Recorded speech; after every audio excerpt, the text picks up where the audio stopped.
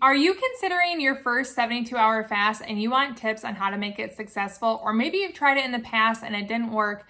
I'm going to share with you my tips to make a 72-hour fast not only successful, but pretty enjoyable. I'm Jackie. I've been an intermittent faster for over 3 years, and I've done 3 fasts that are 72 hours or longer. And here are my tips on how to get through them. I've enjoyed each of my fasts, and I've enjoyed it enough that I plan to do more in the future. So it wasn't a one and done type thing. And here's what I've learned and what I want to share with you. Number 1, don't go from a mini fast to a 72-hour fast. Get used to fasting. Build that fasting muscle. The more you fast, the easier it is. The more your body understands, hey, just because Jackie's not putting food in the stomach doesn't mean we don't have fuel. I know where to get it. Go to our fat stores. And the more you train your body, the more it's going to flip. It's called the metabolic switch. It knows where to get fuel, which means when you get to the point of hunger and you skip it, your body isn't going to constantly remind you, we're hungry, we're hungry. It's going to say, okay, Jackie's not feeding us. You're not feeding yourself.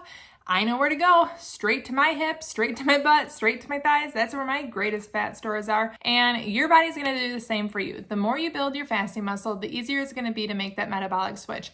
But don't think you're going to go from 16 hours to 72 hours and enjoy the process. I have done, I don't even know how many, 36-hour fasts, 42-hour fasts, 48-hour fasts. Those are very regular in my routine and were definitely regular before I attempted my first 72-hour fast. And having the fasting muscle built up was a huge part of my success. Number 2, and this one is very important to me personally, and I hope you find the same. Having an access to whether an online community, Instagram, my YouTube page, having friends that you fast with, having accountability and community can really make the process better. I have fasted solo and I have fasted as part of the community, and I'll tell you, I really like doing it with others more. It's exciting to get a text on Instagram like, hey, I'm 50 hours in, we're doing this. That kind of stuff is really exciting. And even if you don't have someone to do it with, telling a friend that cares about you, that wants you to succeed, whether it's a spouse, a sibling, a parent, someone that's encouraging on your fasting journey, telling them that you're doing this, they're gonna be there to cheer you on. They're gonna be there to celebrate with you when you open your eating window. They're gonna be a happy part of the process, and telling them is gonna make you want to achieve it so that you get the hooray at the end. Whether it's with community or just an accountability partner, I think bringing someone else, at least someone else into the process is really a pivotal part of success. Number 3, take electrolytes. Now, you guys know I have a long-standing partnership with Element, but it's not because it's a financially driven decision. I love their products, so I'm so happy to promote them. But even if it's not Element, there are definitely symptoms of electrolyte deficiencies that can impact your fast. You can get headaches, you can get cramps, overall fatigue. There are symptoms of an imbalance or a deficiency with electrolytes, and taking electrolyte supplement really helps you on the longer fast. It's going to replenish what you're losing, and I personally love Element. My electrolyte of choice, as I mentioned, is Element, and they are actually sponsoring this video.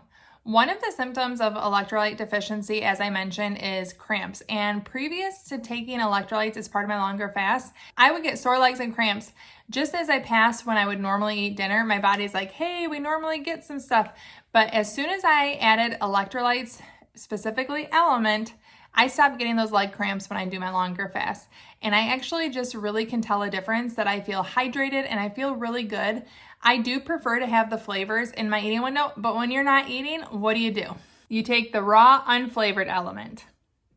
The raw, unflavored isn't gonna break your fast, and also the flavors of the fruitiness isn't gonna make you feel like you're about to eat. I stick with raw, unflavored only while I'm fasting. I like to mix it with water, I mix it with iced tea, or I mix it with coffee, whether hot or ice. I've done all of them and it works great. It is very salty, but it's worth taking. It has 1,000 milligrams sodium, 200 milligrams potassium, and 60 milligrams magnesium. Right now, Element is offering my listeners a free sample pack with any order. That's 8 single-serve packets free with any Element order. This is a great way to try all 8 flavors or share Element with a salty friend.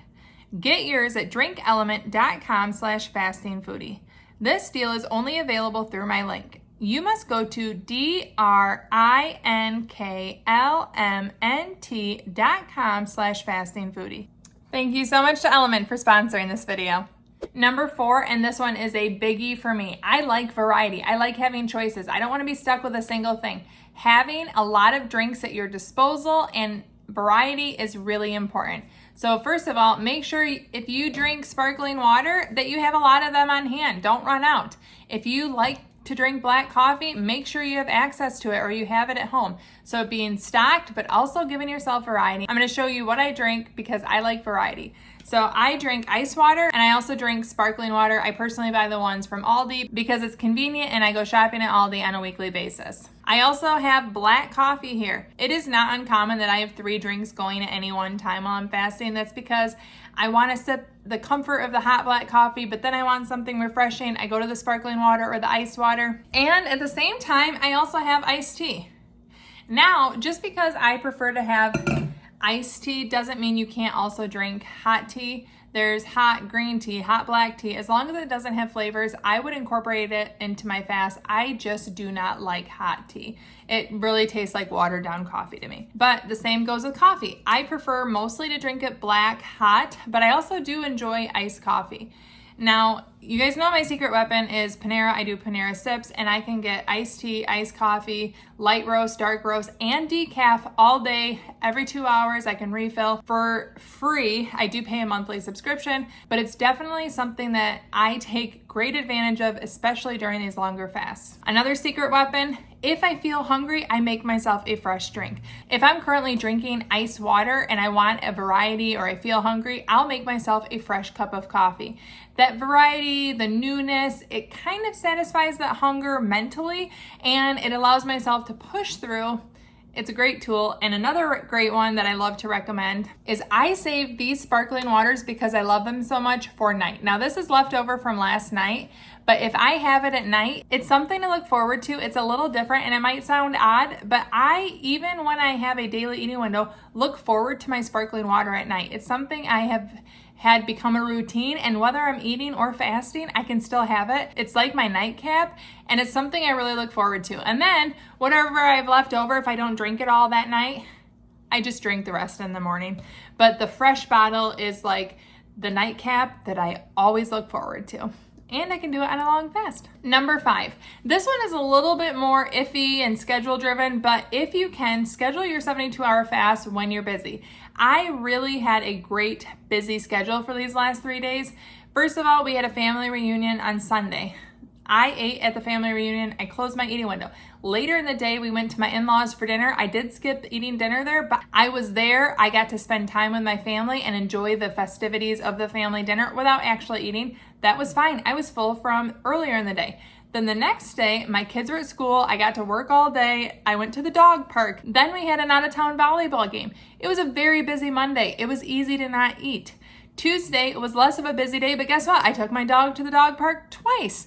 I accomplished tasks that maybe I was putting off. I learned a new software. I kept myself busy. Being busy helps you to not have the mental hunger or the missing of food, and honestly, it just passes the time more quickly. Be busy if you can. And number 6, and maybe the most fun, is be intentional and plan your fast breaker.